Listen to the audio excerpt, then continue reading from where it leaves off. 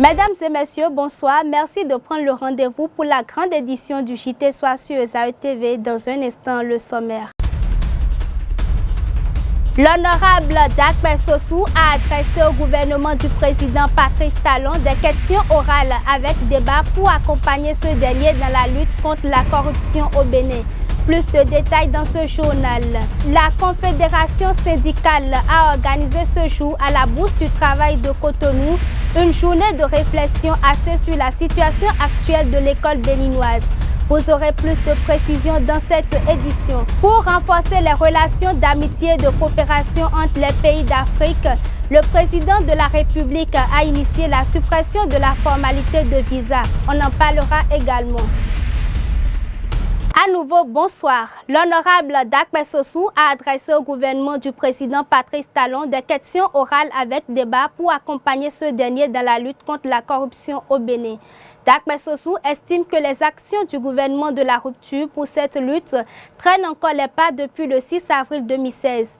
Plus de précisions dans cet élément signé Enoch Lahadi. Conformément au dispositif de l'article 106 du règlement intérieur de l'Assemblée nationale, la représentation nationale dans son rôle de contrôle de l'action gouvernementale a adressé au gouvernement des questions orales avec débat pour l'accompagner dans la lutte contre la corruption. Le mercredi 6 avril 2016, dans son discours d'investiture, le président de la République a affirmé du rôle de la tribune officielle du stade Charles de Gaulle de Porto-Novo qu'il fera de la lutte contre la corruption un combat de tous les instants et de tous les jours et qu'ils n'épuiseront pas les efforts inlassables de la justice et de la société civile destinés à mettre un terme à l'impunité. Non seulement Patrice Talon se disait préparé, mais il affirmait aussi qu'il est déjà prêt pour cette lutte. 6 mois sont aujourd'hui passés. Le député de la 18e circonscription électorale du Bénin, Dakpe Sossou, estime que des dossiers touchant réellement des affaires de corruption sont restés sans suite. Ainsi, la représentation nationale s'empresse de connaître le mécanisme mis en place par le gouvernement de la rupture pour régner ou limiter au maximum la corruption au Bénin. Le nombre réel d'audits commandités à cet effet, les résultats obtenus et le niveau de saisine de la justice de chaque dossier. La représentation nationale réclame le rapport de tous les audits réalisés. Et pour finir, elle demande jusqu'à quand les autres questions orales adressées au gouvernement de la rupture auront leur réponse. La CSTB a organisé aujourd'hui à la Bourse du travail de Cotonou une journée de réflexion. L'objectif de cette rencontre est de réfléchir afin de poser le diagnostic de la situation actuelle de l'école béninoise. Le reportage est signé Sylvie Kounakpo et Thierry Azagua. Le consortium Tourisme par million au Bénin voudrait saluer l'audace et le courage du président de la République dans la prise de cette décision dont les effets bénéfiques au profit du Bénin sont indiscutables. D'abord, sur le plan de la diplomatie africaine, le Bénin vient ainsi de marquer un grand coup, puisqu'il dit indirectement, à travers cette décision, qu'il comprend les peines qui étaient faites aux Africains désireux de se rendre au Bénin. Ensuite, cette décision est une preuve concrète de la volonté de l'État béninois d'augmenter substantiellement le nombre de visiteurs du Bénin pour ainsi se conformer à la tendance actuelle au plan mondial ayant généré en 2015 un flux touristique de 1,2 milliard d'arrivées. Nous autres professionnels du tourisme avons pleine conscience des avantages liés à l'afflux au Bénin de touristes et autres visiteurs. Enfin, cette décision de l'État béninois va indiscutablement susciter des investissements massifs dans le secteur touristique, puisqu'en raison du faible taux de fréquentation du Bénin par les touristes, nombre de projets touristiques ont été purement et simplement annulés ou déviés vers d'autres pays de la sous-région. Pour renforcer les relations d'amitié et de coopération entre les pays d'Afrique, le président de la République a initié la suppression de la formalité de visa. Le consortium touriste Pamilion au Bénin a tenu une rencontre ce jour pour louer cette décision du président Patrice Talon. Dean Bouraïmo, président du consortium touriste Pamilion au Bénin, donne les avantages de cette décision. Il est au micro de Enoch Lahadé. Le consortium touriste Pamilion au Bénin voudrait saluer l'audace et le courage du président de la République dans la prise de cette décision dont les effets bénéfiques au profit du Bénin sont indiscutables.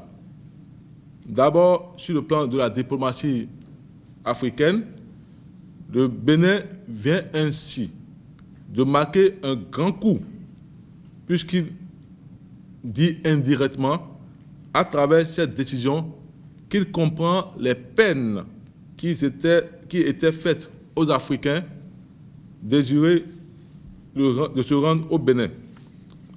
Ensuite, cette décision est une preuve concrète de la volonté de l'État béninois d'augmenter substantiellement le nombre de visiteurs du Bénin pour ainsi se conformer à la tendance actuelle au plan mondial ayant généré en 2015 un flux touristique de 1,2 milliard d'arrivées.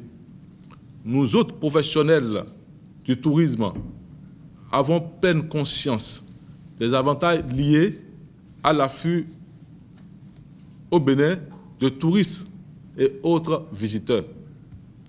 Enfin, cette décision de l'État béninois va indiscutablement susciter des investissements massifs dans le secteur touristique, puisqu'en raison du faible taux de fréquentation du Bénin par les touristes, nombre de projets touristiques ont été purement et simplement annulés ou déviés vers d'autres pays de la sous-région.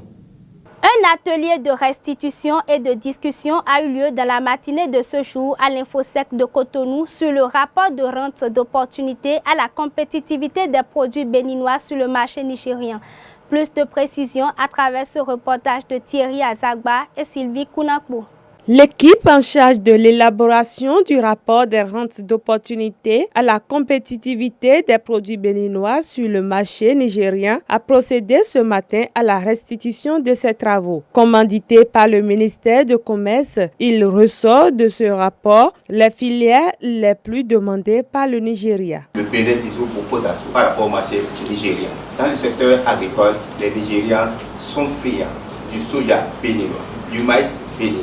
D'abord, par rapport à ces deux céréales, les Nigériens ont dit que s'il y a possibilité même, ils sont disposés à acheter plus de 500 000 tonnes de soja et de maïs par an, parce qu'ils en ont besoin énormément pour la fabrication d'aliments de bétail et d'alimentation de poissons. Au cours de la séance, des réflexions thématiques ont été menées sur les réformes économiques au Nigeria et ses implications sur l'économie béninoise. Mais que deviendront les réformes une fois engagées? Il faut que ce soit des réformes audacieuses qui créent les bases solides pour la compétitivité effective de l'économie béninoise. Suivez à présent les informations hors de nos frontières. C'est la page inter que nous propose Abdelkader Achirou.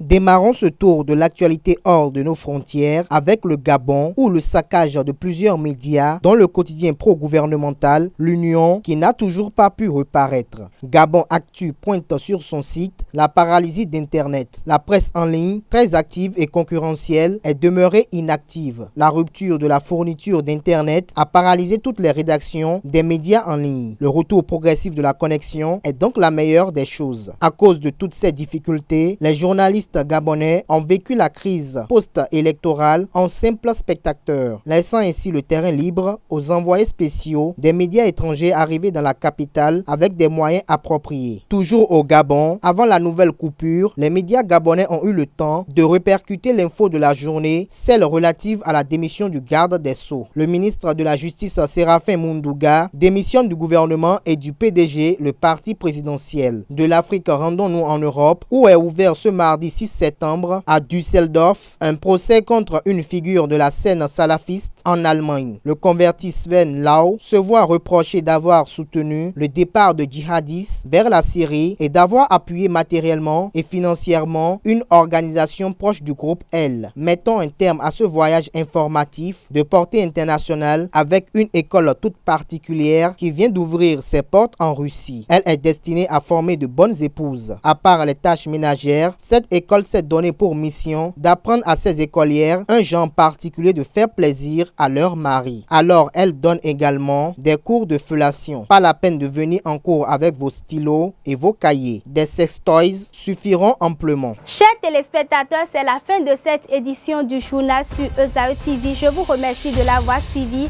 Prenez le rendez-vous demain, même heure, même site. Bonsoir chez vous.